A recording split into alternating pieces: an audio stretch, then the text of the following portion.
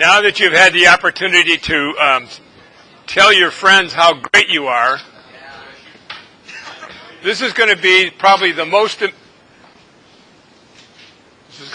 important presentation you've had all year, because this information is critical.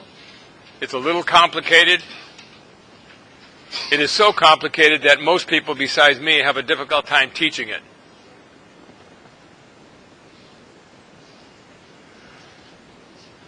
So pay real close attention. We're talking about the airspace of the United States. Does it make any difference to how you're going to take your notes? Whether I drew it or not? So the point here is that it's really important for you to understand that we're talking about air from the ground up to 60,000 feet in the United States. And the three major layers are Class G, Class E, and Class A. And we'll be covering those in some detail in this lecture. I'm not sure we'll be able to get through the entire lecture, but I believe we can get close to it. At the bottom you see some lines that look like this. Those are bounded airspaces. This is airspace, for example, around airports. These are around airports and restricted areas. So I want you to understand that overlying the massive airspace, we're going to have things like restricted areas, airports, places like that. Okay?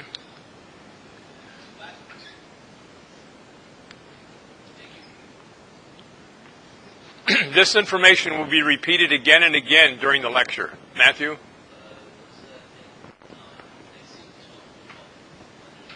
Airports and special use areas. Is that what you're looking at? Yeah, AGL, above ground level. This is MSL. This is MSL. But that's going to be shown later on, so you don't necessarily have to take in detail here. What I wanted you to get was just a basic overview of the layers of air we're going to be dealing with for aviation purposes only.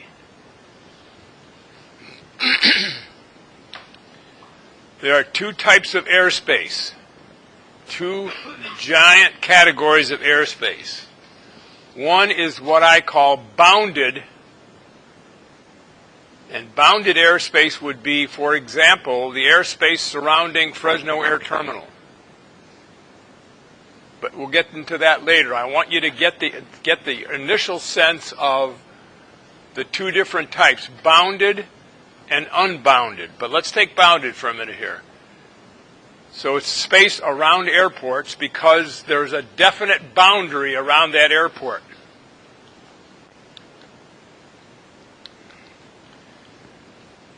There are boundaries around various classes of airspace when it comes to airports. There's Class B, Class C, Class D, that sort of thing. The other bounded areas of airspace have to do with warning areas, alert areas, restricted areas, military areas, military operations area, generally called MOA, M-O-A, and prohibited areas. Those are the major boundaries of what are called special use airspace.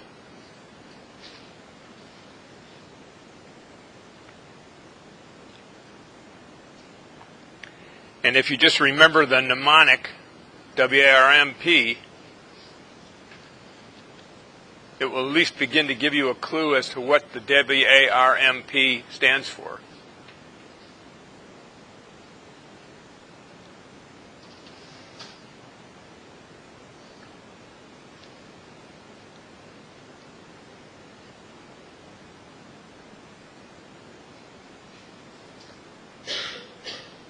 This course will be taught again in private pilot ground school. So if you're planning to become a pilot, and I even think it's also, I believe, taught in aviation maintenance as well. Unbounded means that they have no specific identifiable boundaries. So the first slide I showed you had Class E going from 1,200 up to 18,000. But it was all over the United States. There were no specific boundaries involved.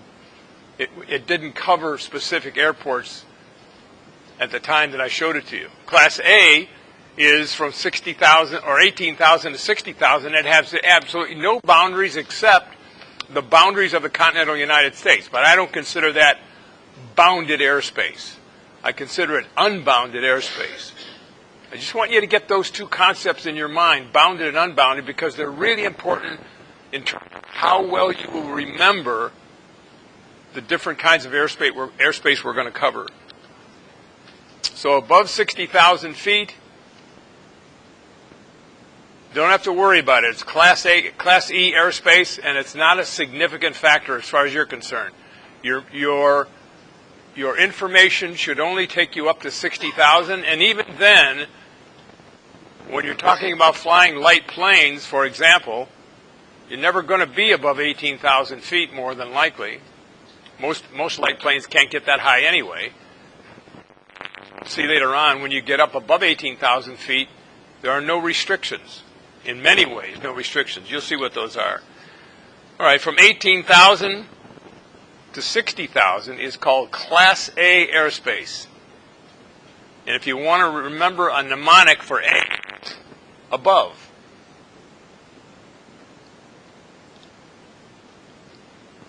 Or above all, as a way to remember Class A airspace. So in a quiz, if I say, what is Class A airspace? You could say it's the airspace above all other airspaces. I don't know whether I'm going to ask you for the altitudes of Class A, but I might. And you could say 18,000 to 60,000. Then we have a rather strange but interesting little chunk of airspace called Class G. And this is, okay, we're working on Class E. So Class E goes from 1,200 above the ground to 18,000 feet, 17,999 feet. Class E, Class Echo. And I'm going to leave these up there for a minute. The really interesting part of the airspace, I think we talked about this before in one of the earlier lectures, and that is that Class G you can consider ground airspace. It only goes from the ground to 1,200 feet above the ground. That's hardly enough to even fly an airplane. You can do pattern work at an airport, but once you get higher than 1,200 feet now, you're into Class E airspace. And there are different restrictions. There are different cloud clearance requirements, and there are different visibility requirements for Class G that literally no other class of airspace has. There are books galore that have very complicated diagrams, and I don't expect you to try to memorize this because it's too complicated. I'm going to try to give you a much easier version to understand and try to memorize. I just want to show you that this happens to be one of the more complicated. Well, the FAA has a more complicated chart. This is not the FAA. This is Rod Machado. Okay, so the things we're going to be concerned about in these airspaces, visibility and cloud clearances. Because if you're going to fly, you'd like to be able to see ahead. And if you're going to fly and you're only flying by visual flight rules, you can't go into a cloud. You're not allowed to go into a cloud. So the FAA says not only are you not allowed to go into a cloud, but we're going to tell you how far away from that cloud you need to be. That'll be one of the restrictions we're going to do here. So, visibility restrictions. There are two types of rules that govern flying in the airspace in the United States. One is called VFR, and that's under which you are in visual meteorological conditions. But I don't expect you to even write down VMC. It's not that important, and it's hardly ever used. Even when a pilot wants to tell the tower he's in a cloud, he doesn't tell him that he's in, or that he's not in a cloud. He doesn't tell him that he's in VMC. He'll say, I'm VFR. So rarely is VMC used, but I want you to be aware of it in case you run across it later on. I will not test you on that part of it. IFR, Instrument Flight Rules. And that's another category of flying where you can go in and out of clouds all you want to, as long as you have the capability of flying the aircraft without looking out the window. You can't even look out the side window because you're always going to assume you're solid in cloud or fog. And the same with IMC. It is rarely used. Don't even bother to write it down. I just want you to be aware that it's there.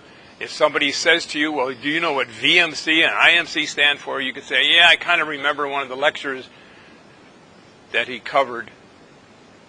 But for the most part, IFR and VFR are the two terms that you'll be most familiar with, and all pilots use IFR or VFR.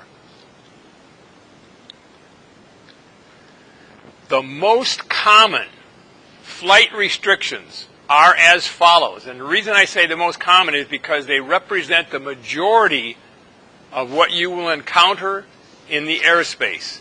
These are so important that if you remember them, you're going to remember cloud clearance and visibility restrictions for 95% of the air in the United States.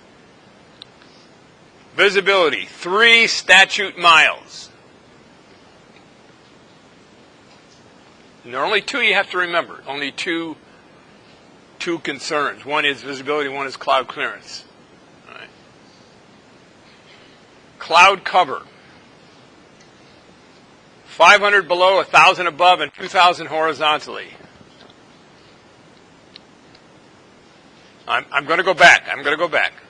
I want you to get a visual of what the cloud cover of cloud clearance looks like. You have to be 500 feet below a cloud. You have to be 1,000 feet above the cloud, and you have to be 2,000 horizontally. So if you want to remember it, you start with 500 feet and double it to 1,000 feet and double it to 2,000 feet. So if you remember that you have to stay 500 feet below a cloud, you double it for above the cloud and you double it for horizontally. What's the matter, Raziel?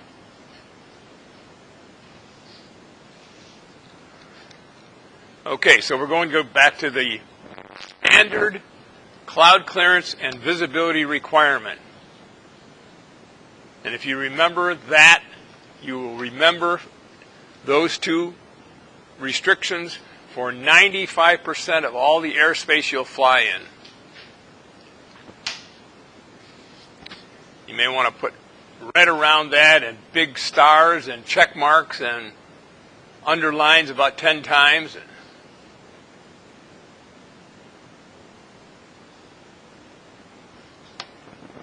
And you'll see later on in the lecture what I'm talking about when I get into airspace around airports and airspace areas and that sort of thing. Everybody ready to go on this? So we're back here to the standard cloud clearance below 10,000 feet.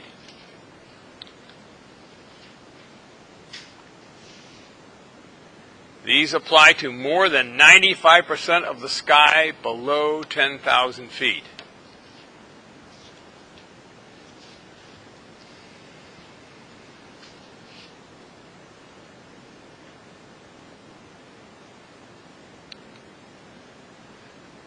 The restrictions that we just talked about increase in the airspace above 10,000 feet and up to 17,999. You could say 18,000 feet. I'm not going to ding you if you remember that it goes up to 18. It really only goes up to 17,999, but we're not going to be picky here. I want you to remember chunks of information rather than real sticky, picky little details. So why would you think that the restrictions might increase above 10,000? It's not an obvious answer, so I'm asking if anybody has ever encountered that question before. If nobody has, I'm going to go on and tell you why that increases. But I thought just for a moment, if anybody happens to know why the visibility and cloud clearance requirements might increase above 10,000. Okay. So the question is, what really changes above 10,000 feet? Pardon? The what? The air? Well, the air obviously changes, but that wouldn't be the reason why you would have to have greater visibility. For example, it's even clearer above 10,000 feet, isn't it? So visibility would not be the issue. Here's the big issue right here. The need for speed. Anybody see that movie, Top Gun? Nobody saw it? Sal? Osvaldo? Zachary? That was a great movie. If you haven't seen it, you should definitely go see it somewhere. Top Gun. They came back and they were walking on the ramp after doing some dogfighting, and then Tom Cruise says something about the need for speed. There is no speed limit above 10,000 feet. There is a speed limit below. That's 250 knots. That's an important, really an important factor right in our country. Our plane will haul you. –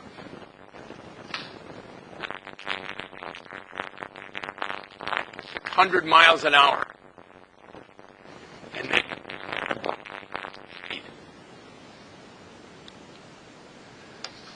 so here are the restrictions above 10,000 feet. 1,000 below, 1,000 above, and a mile. So it's 1, 1, and 1. Another easy one to remember. So one of the big issues is this. If you're flying along, let's say you're flying along out here somewhere, and there's a Boeing 777 going through the cloud, which he's allowed to do, right? Since he's IFR, he can go through that cloud. And you're out here somewhere flying around, and all of a sudden he pops out of that cloud at 600 miles an hour. Wouldn't you want to be a little farther away at 600 miles an hour than you would at 250, down below 10,000 feet? So here's an example of what would happen if you were at altitude above 10,000 feet. The Boeing 777 travels at 880 feet per second, 600 miles an hour. And the horizontal distance, even with the FAA's minimum, the horizontal distance is only a mile. Remember, it used to be 2,000 feet below 10,000? Well, now it's only a mile, which I think is way more minimum than it should have been. I think it should have been far, far greater than that, but they decided on a mile. That means that by the time that airliner at 600 miles an hour pokes its nose out of the cloud and heads towards you, you have 4.4 seconds to respond. So you can see that increasing the cloud clearance requirements above 10,000 feet make a lot of sense.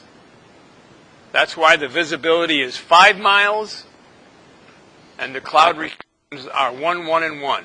1,000 below, 1,000 above, and 1 mile horizontally. So now you have just been made aware of the cloud clearance and visibility requirements for 99.5% of all the airspace in the country. Because now you have two sets, right? You have 3 miles, 500 below, 1,000 above, and 2,000 horizontally, and you have 5 miles, a mile, 1,000 below, 1,000 above, and a mile horizontally. Those two sets of restrictions cover 98% of all the airspace in the country.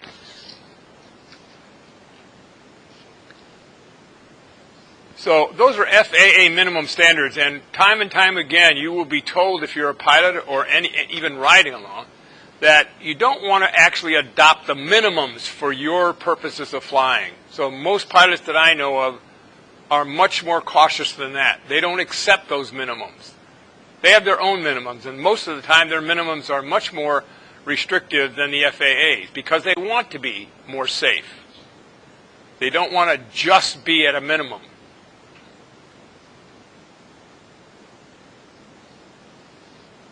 4.4 seconds from the nose of the aircraft coming out of the cloud until it wipes you out, or until you can duck. I realize sitting here in the classroom, 4.4 seconds seems to be a lot of time, but when you're looking at a Boeing 777 coming out of a cloud at you, not a lot of time. Okay. Oh, you want to go back? Okay. This is strictly, I created this scenario just so that you could see how important it is to believe in the FAA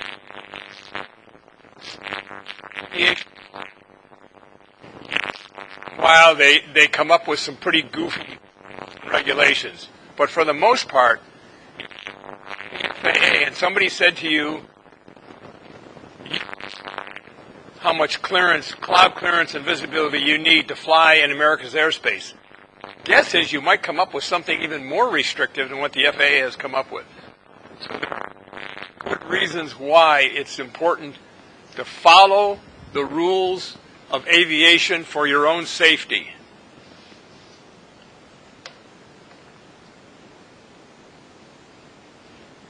Everybody okay? One of the things that I showed you a quick chart of aircraft accidents for the last 70, 80 years. And it shows that they got accidents all the way down and then it leveled off. And between there and no accidents at all is judgment. It's not a matter of the FAA coming up with better restrictions and better deals. It's not at all. They've done as much as they can humanly do. What they discovered is they can't teach judgment. So if a pilot gets in an airplane and he knows he's going to violate something or other, or he knows he's going to try to sneak over the top of a ridgeline when it's covered with fog, that's judgment. Matthew.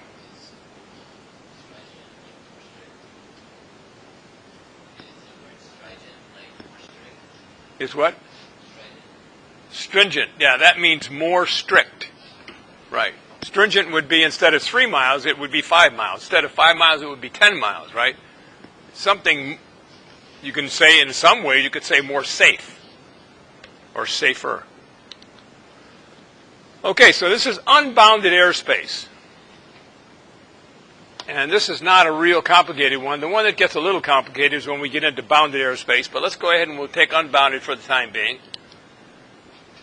We talked about this a few minutes ago. From the ground to 1,200 feet AGL, above ground level, is Class G airspace. And here, the visibility that's required is only a mile. Hard to believe, isn't it? When we've just talked about 95% of the airspace being 3-mile visibility by the FAA, and here they're allowing 1 mile.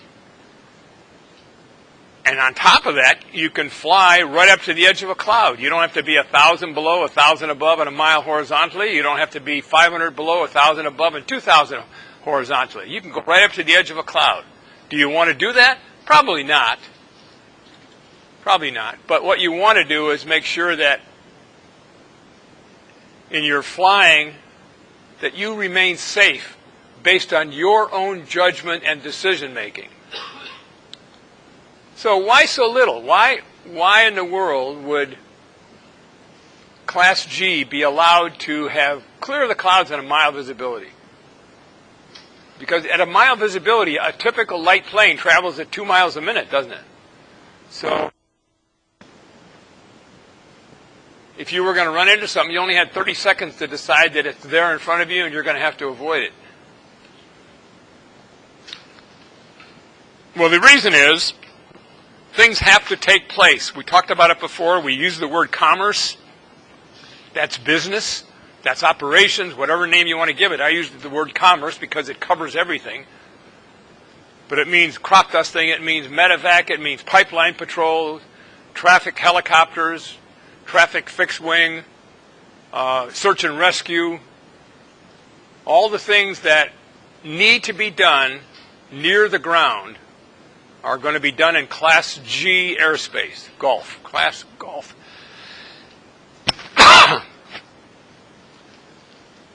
And that's the reason the FAA said, look, you know, we cannot stop crop dusters in particular from doing their operations because it would cost the economy billions of dollars to have crops go to waste. But the other ones are just as important. Medevac, being able to get down and move somebody on the ground, even though the ceiling is down. Let's say this, you can just barely see the clouds, or the ceiling is only a couple hundred feet. Class G airspace, you can still fly underneath that.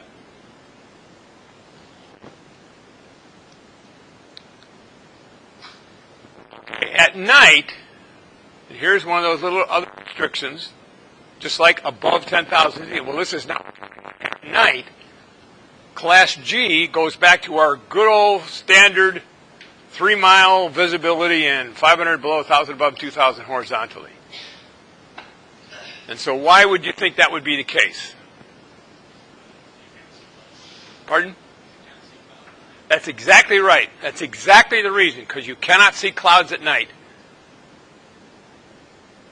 And I can verify that by my own flying with my students. You could take off, pitch black night, and all of a sudden you're flying along and boom, now you're in the middle of a cloud. You have no idea where it is. The only way you can tell a cloud at night is if the cloud happens to be over a very bright city like Fresno and the light is reflecting off the cloud. That's the only way. But if you were going to fly from here to Los Banos, which I take a lot of my students on that same trip, there's no way in the world you can see a cloud until you're in the middle of it. So even reverting to standard, in my opinion, isn't quite enough. The fact that you're low level, that is you're only up to 1,200 feet, means you probably are not going to encounter a lot of clouds. So you have 3-mile visibility. You're also going to be able to see ranches, and you're going to be able to see highways and cars and things like that better down in Class G airspace. Okay, so now we're going to Class E, 1,200 feet up to 17,999. What's at 18,000 feet? What class? A.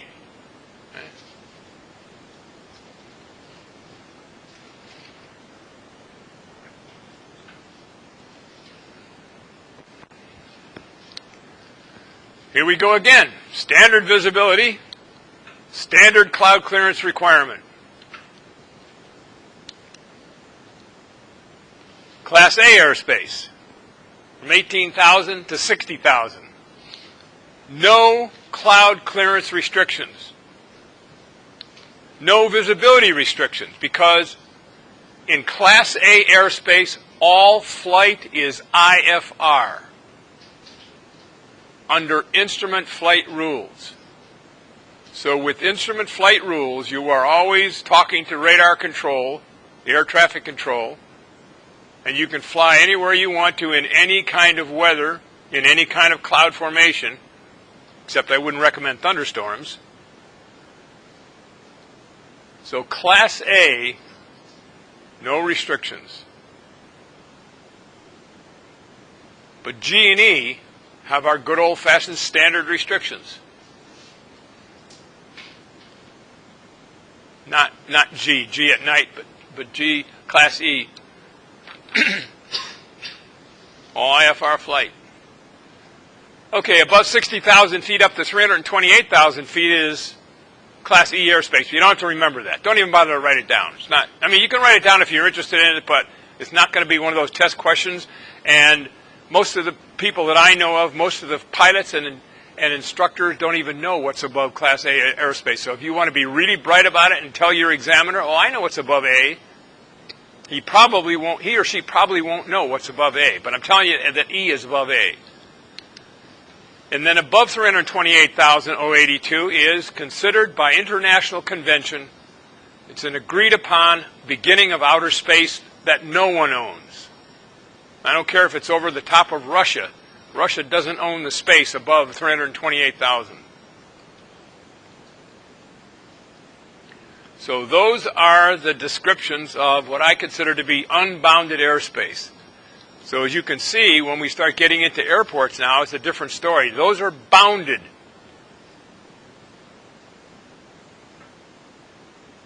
So don't worry about 328,000 unless you really want to pull the trick on somebody. Okay, here we are again, just to review. Oh, Andrew? Does any country own what? Own the moon? No. International Convention says that anything beyond 328,000 feet belongs to no one at all. Period. Not any. Even the International Space Station is considered not owned by anybody, even though a few countries put it up there, built it and put it up there. Okay, so unbounded. This is just a review of the unbounded airspace overview. All right, now we're going to get into bounded airspace. Now, we listed that earlier in the lecture. We listed bounded airspace. But now we're going to get into a little more detail. And visibility requirements. Okay, and here's a way to remember Class B, C, D, E, and G.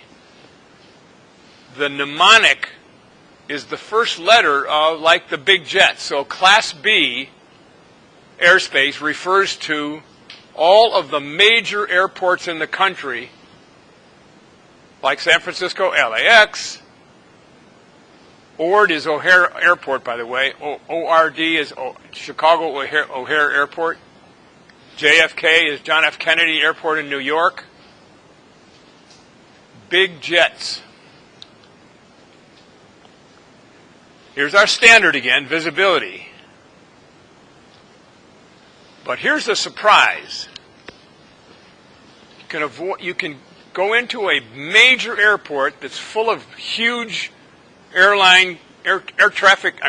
aircraft flown by the airlines, and you don't have to be 500 below, 1,000 above, and 2,000 horizontally. You can be just plain clear of the clouds. And I'm going to show you that in a minute, why that's the case. When I had my Piper Aircraft facility at the Burbank Airport, I put together a package of teaching people how to go from Burbank to LAX to drop off passengers and come back again. And so one of the processes that when you start getting near, this is me or you, when you start getting near Los Angeles International, it has two sets of parallel runways, 24 right and left, 25 right and left. This is the ocean. When you start getting near, the controller is going to say, okay, 35 Mike, do you see that C-10 off to your right 3 miles? Yes, sir, I do. All right, look to your left. Do you see that 747 off to your left 3 miles? Yes, I do. Okay, you're going to follow the DC-10 and you're going to be ahead of the 747.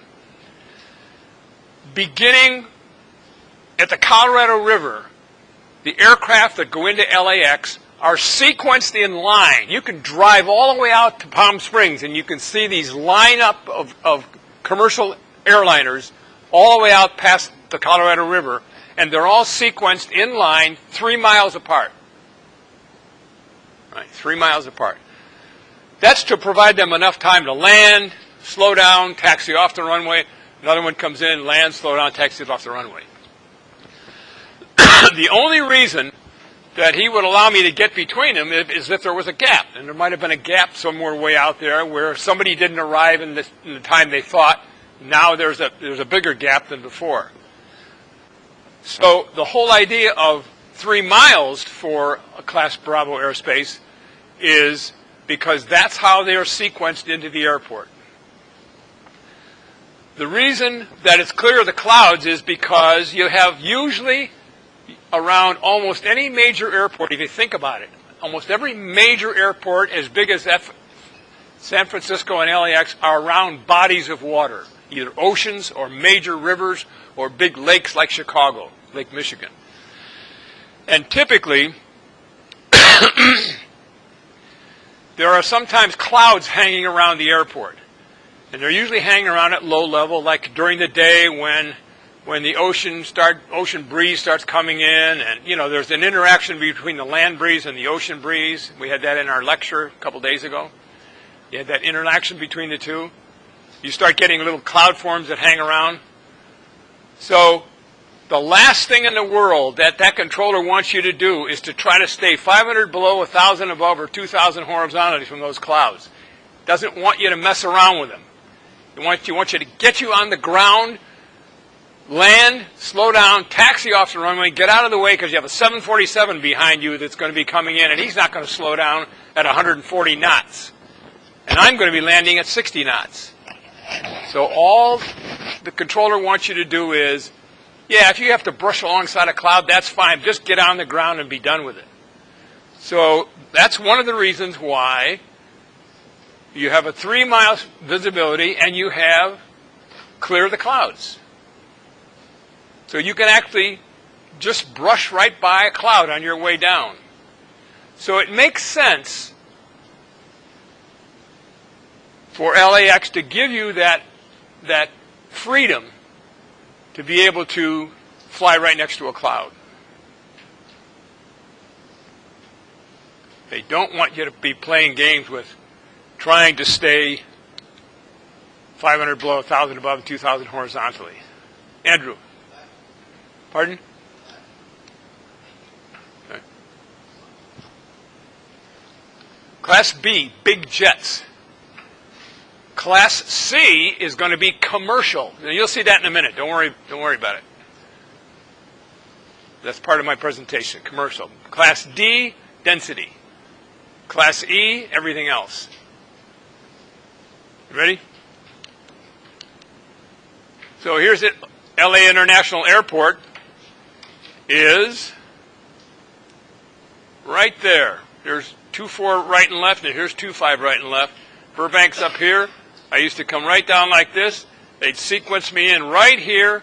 I would turn right and land. And these aircraft are all coming in this way, from way out yonder. Pardon? Oh, yeah. Especially at night. At night, you can see the line looks like a line of Christmas lights on a building somewhere. You can see as far as probably you can see them past Palm Springs. Okay, Class C. Commercial aircraft at airports like Fresno Air Terminal, Monterey, Oakland, San Jose. You don't have to memorize where they are. You don't have to actually say that there were 4. I might ask you, give me an example of a commercial airport. Well, immediately think of Fresno Air Terminal.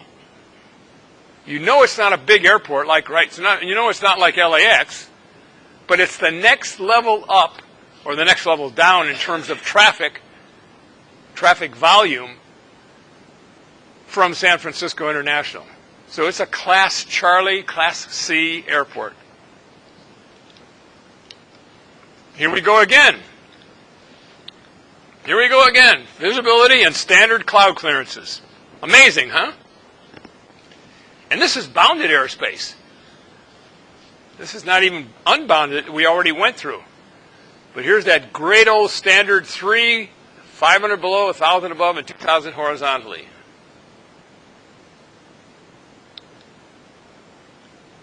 So here's Fresno International. Fresno Yosemite International. Right there, here are the 2 runways. Here's Fresno Chandler. Here's Sierra Sky Park. Here's Harris River. Here's Reedley down here. Selma. You want to go back, anybody? No? Okay. Matthew? And remember, the ability to remember what Class C is, commercial aircraft. This is just a way of remembering Class C.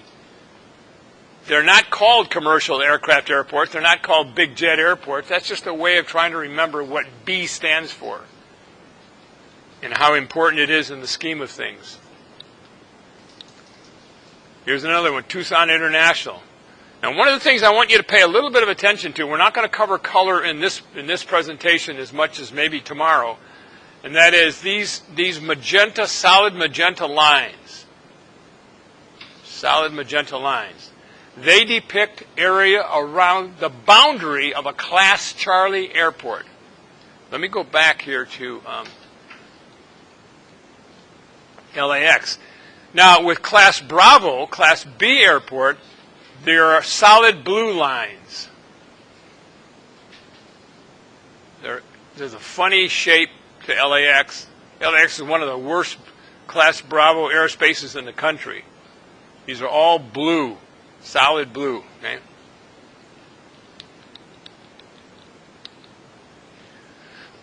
And just before I finish this lecture, we're going to talk about color and how important color is. All right, Class D, density traffic at airports like Lemoore Naval Air Station. You would think that Lemoore would be a little bit higher ranked and be like maybe a Class Charlie or even a Class Bravo because of all the military traffic in and out, but it's not. It doesn't have the kind of traffic on an annual basis that Fresno Air Terminal or San Francisco International would have. So it's only classified as a Class D. So if I ask you in a quiz, give me an example of a Class Delta D airport, all you have to remember is NAS Lemoore, Naval Air Station Lemoore. Here we are again, class, the visibility 3 miles. Standard cloud clearances. Sal, how you doing, okay?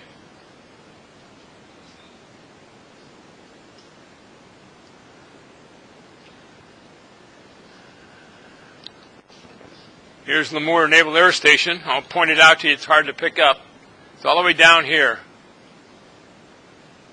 And in that case, there is a dashed blue line around the airport. Not this magenta, that big magenta one, but there's an inner circle here.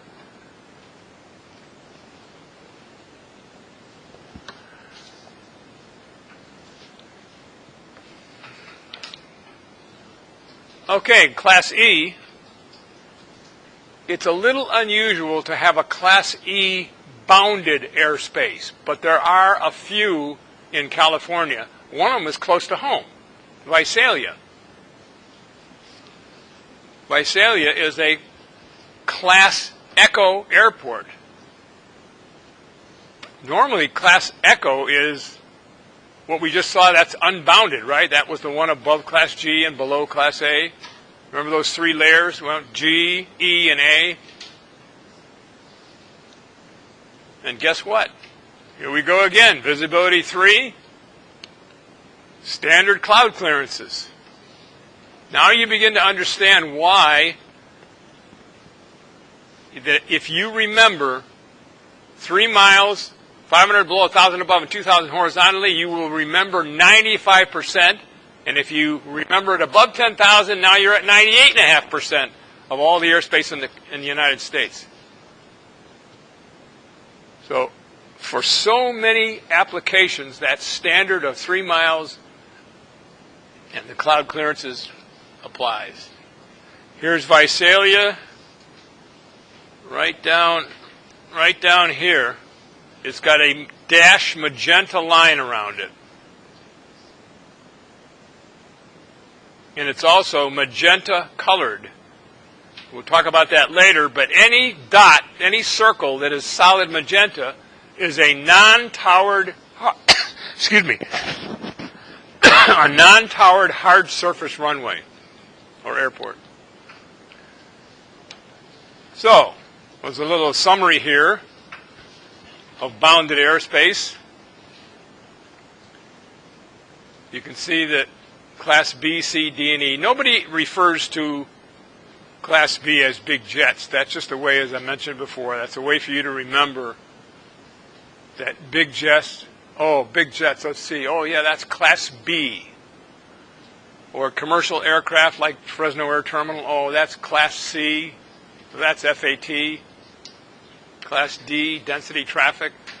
And the only one that I pointed out was Naval Air Station, Lemoore. And then Class E,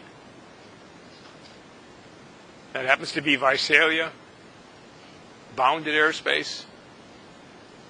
And then the warnings, alert restricted and military and prohibited areas are also bounded, but they're fairly small. I mean, you don't very often run into them, but they're out there. They're out there around, for example, China Lake Naval Weapons Station. There's one by Lawrence Livermore National Laboratory where they set off dynamite charges. There are some down at Camp Pendleton on your way to driving to San Diego. You drive past Camp Pendleton on Interstate 5. That happens to be a restricted area as well.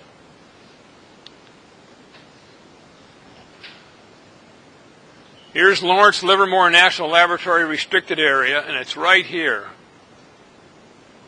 It's a funny shape with blue lines in the middle of it. And it's there because they used to set off dynamite charges in the open air. In the past 20 years or 15 years or so, they have built a massive building in the inside of which set off dynamite charges. And the information on how powerful those charges are is just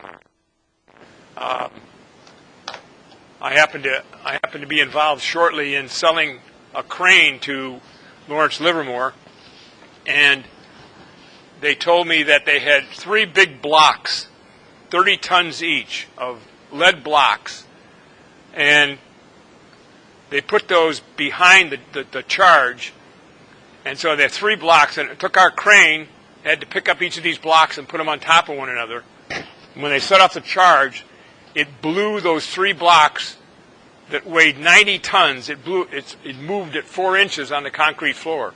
This building, by the way, has 10-foot thick walls and an extremely high-speed camera that is set up so that the camera is outside this room, this building, and by mirrors, the mirrors go up, over, and then down through an opening at the top of the building inside to be able to photograph the explosion as it's happening. Fascinating things going on at Lawrence Livermore.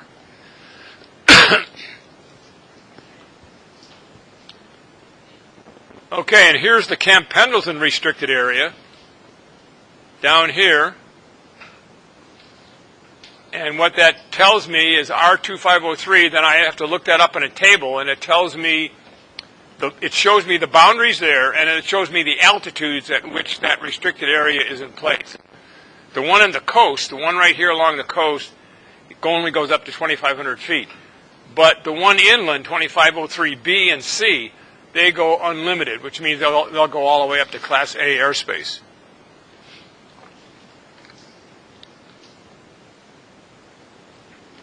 So, the summary of bounded airspace. By now you should begin to have a pretty good idea of the sequence of Class B through Class E. B is most important, Class B is second importance, Class D is third in importance. Did anybody miss a letter here? Is there a letter missing somewhere? Class A? Okay, let's assume Class A, but there's another letter missing, isn't there, in the sequence? F? Somebody say F? Yeah, F. It's sort of like the forgotten airspace, or foreign, because Class F airspace applies only across across the pond in Europe and other places. It's only a foreign convention. ICAO decided that for whatever reason, the rest of the world needed Class F airspace. The United States said, no, we don't need Class F airspace. A, B, C, D, and G are enough.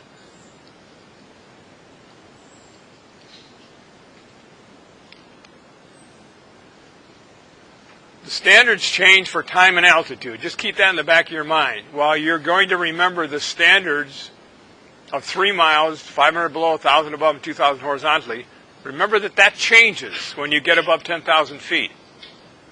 Remember also that Class G airspace, while it's very, very nice at 1 mile and clear the clouds during the day,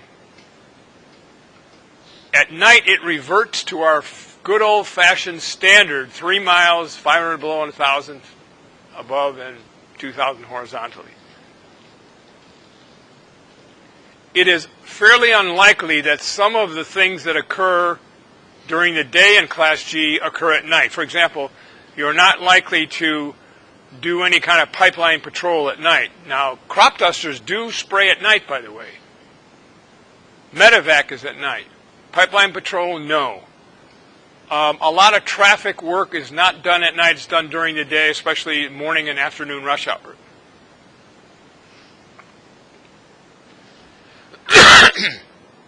But, as I said there in the fourth line, there are no such changes for Class A, B, C, and D. They remain the same whether it's day or night. No change there.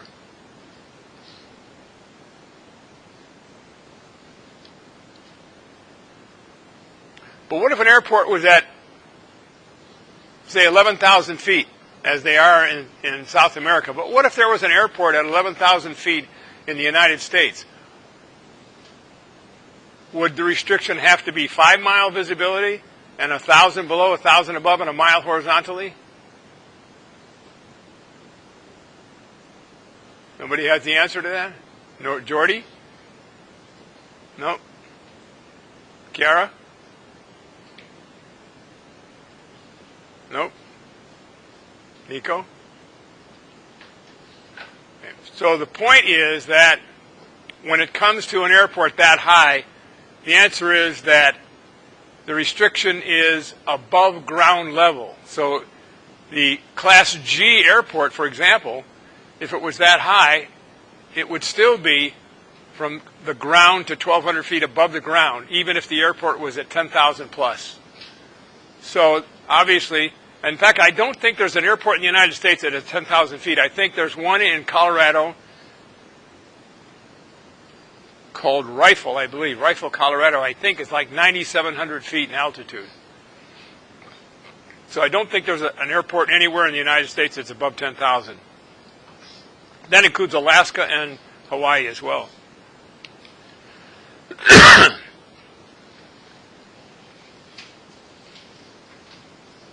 This begins to get into aeronautical charts a little bit, but it's a good place to start, and that is that color, as you could see from some of the charts that I put up here, color is really important in an aeronautical chart. By opening up an aeronautical chart, you can almost immediately see, for example, where all the airports are that have a control tower, because they're solid blue circles. In fact, if the runway is long enough, they won't even do a circle. They'll actually do the shape of the runway.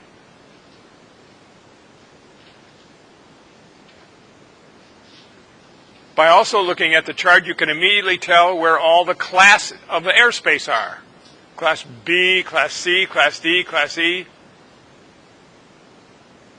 Next important is a solid magenta line, and that's because, and that applies to FAT, Fresno Air Terminal, is surrounded, or it's bounded by solid magenta lines, and are second in importance to a Class B.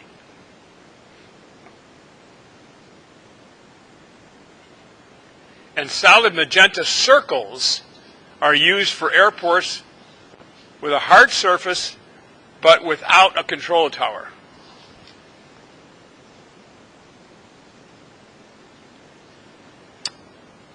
The third in importance are dashed blue lines. Dashed blue line are not seen very often, but in one case, it is Naval Air Station Lemoore. It is a Class D or Delta airport, and it does have dashed blue lines around it, it's a circle of dashed blue lines.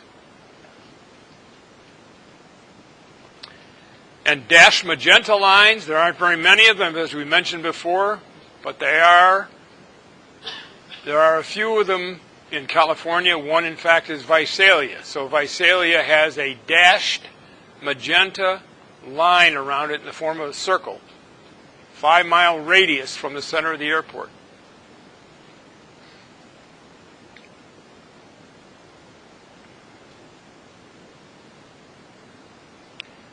And then I showed some maps. We're going to go back and take a look at some of these maps now, but we showed some maps where The yellow represents the densely populated area with the approximate boundaries of the densely populated area.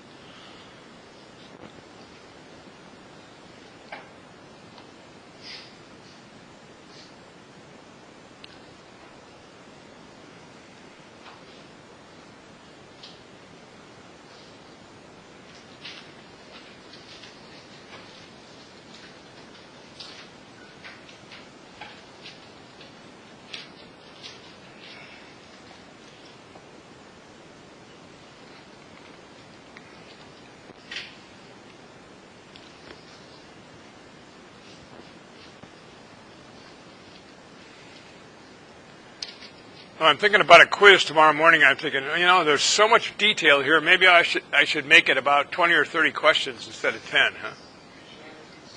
Yeah?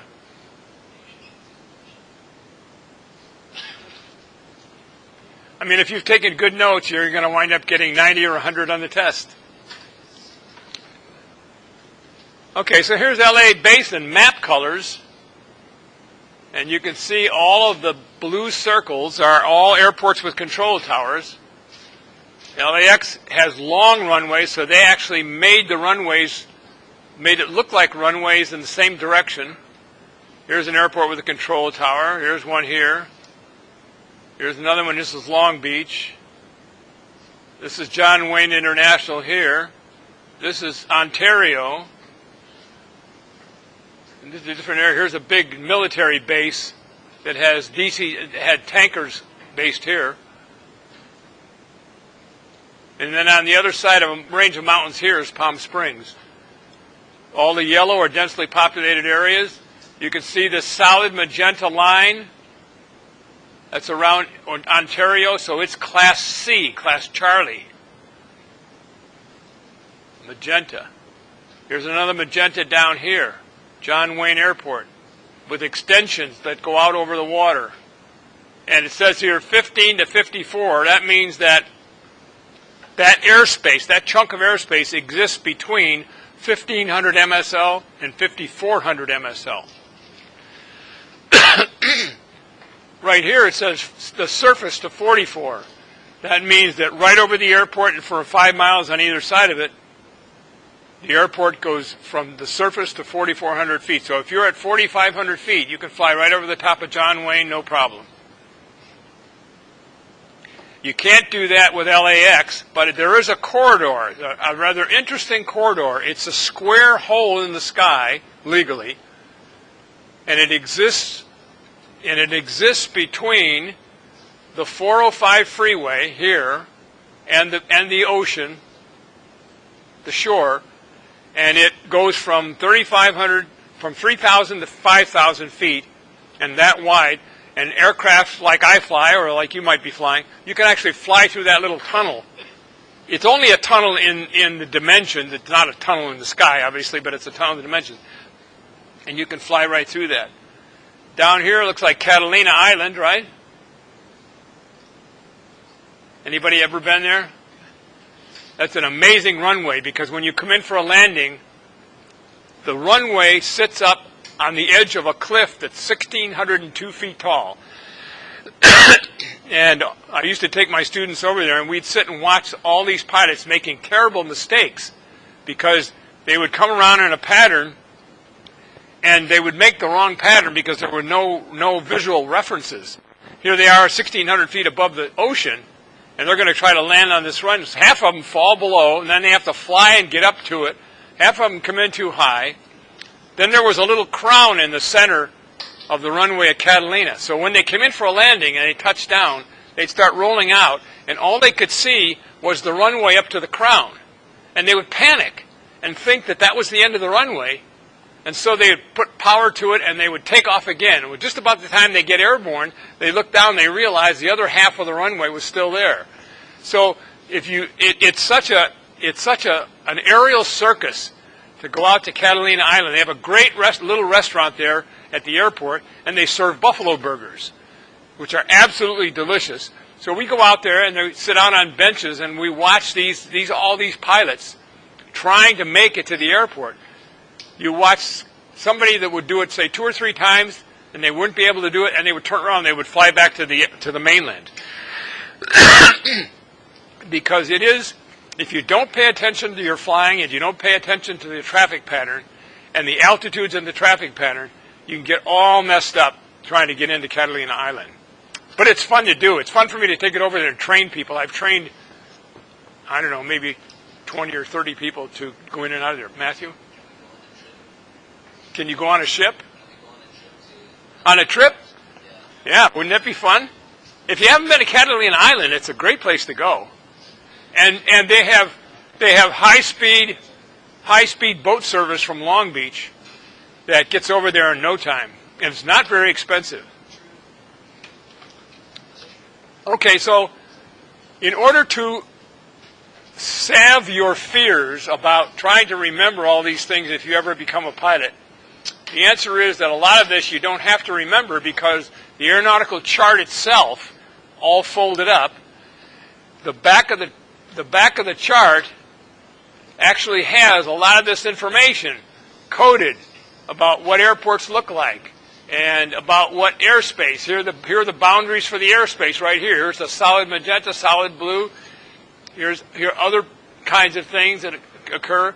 These are high poles or antennas or power lines that are very high.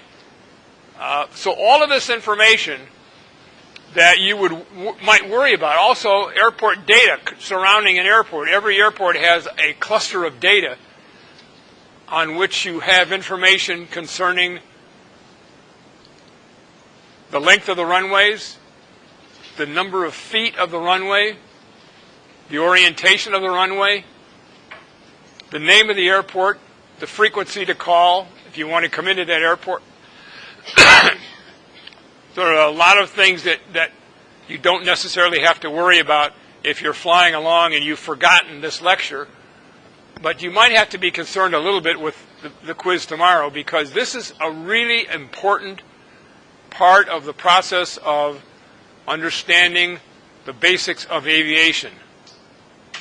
You literally cannot get off the ground legally as a pilot unless you have a pretty good idea of the generally difference between bounded and unbounded airspace, and then you really need to know that standard. The standard of 3 miles, 500 below, 1,000 above, and 2,000 horizontally. As I said before, if you remember that, you've got 95% of your restrictions taken care of, and if you want to add above 10,000 feet, it goes 1, 1, and 1 with 5-mile visibility. Now you're at 98.5%. So in the next 10 minutes or so, are there any questions? Like, for example, are any questions about tomorrow and what would I expect on the exam and things like that, right? Pardon? I haven't decided yet, but I think that there may be a reason why it should be more than 10, right? Because there's so much information here, I can pick out 10 questions that are scattered all over the lecture that would be harder to understand or harder to find in your notes. It looked to me like most of you were taking really good notes, and I don't intend to create a quiz that is going to rattle your brain very much. I'm more interested in you understanding the overall concept of airspace. So my questions are going to be looking to you to tell me, in general, what kind of an idea do you have about airspace? And that's going to be, right, airspace, BC, bounded airspace and unbounded. That starts right there. The restrictions on visibility and cloud requirement, another area. Map colors, What are some of the more important map colors? What are some of the differences between Class Bravo airspace around LAX versus Class Charlie airspace around FAT?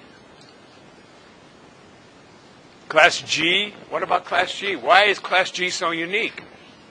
What are the restrictions around Class G? And do they stay that way all day long and all night long?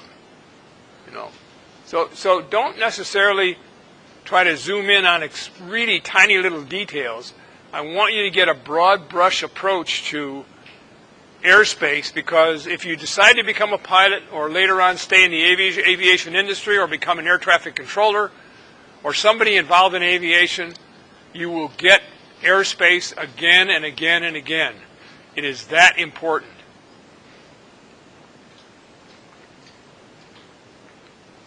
So my suggestion right now for the next few minutes is to go over your notes again, look to see whether you have sufficient notes, and if you don't, we can go back to a particular slide and fill in some of the gaps that you might have in your note-taking. And by the way, at the end of this course, don't throw your notes away. In my early days in college, I started throwing notes away, and I kicked myself because it turns out that you begin to build a library of your own development, of your own education, and it's nice to go back 20 and 30 years later, or even you wind up in a particular area in your career where what you have saved from an earlier education becomes valuable. I can talk right now. I can talk about things courses that I took back in 1963. Well, was that 55 years ago? And sometimes that's important. I mean, from my point of view, it's important for me to be able to give you a lot of background information on aviation that I've experienced, because it can help you look forward to the future, or it can give you an idea whether you really belong in aviation or you don't. There's a lot of yawns here. It looks like nobody got any sleep over the weekend, huh? How many of you partied over the weekend? No, not me. I want you to put your hand up. How many of you went to a high school football game? Not so many, huh? You guys don't like high school football? Umberto, you didn't play with your shoulder, did you? No. How many of you went out on a date or sort of a social gathering of friends? For those of you who never raised your hand once, what did you do the whole weekend?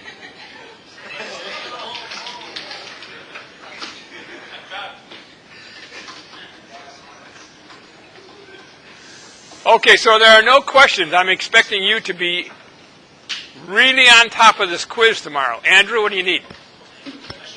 Pardon? Yeah.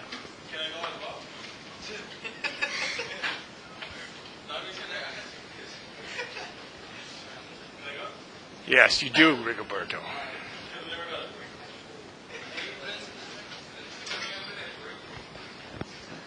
You all can take a break from now, but you got to be here at 2 minutes to 3 for me to be able to release you legally. So relax, take it easy.